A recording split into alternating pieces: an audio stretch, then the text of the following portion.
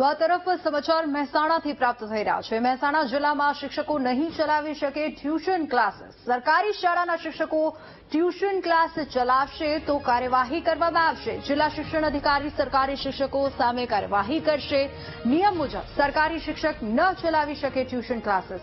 સોગંદનામું આપ્યા પછી પણ સરકારી શિક્ષકો ચલાવે છે ટ્યુશન ક્લાસીસ। સરકારી શિક્ષકોને પકડવા શિક્ષણ વિભાગે ટીમ પણ બનાવી છે। જિલ્લાના 70 કરતા વધુ શિક્ષકો ટ્યુશન ક્લાસ સાથે જોડાયેલા છે।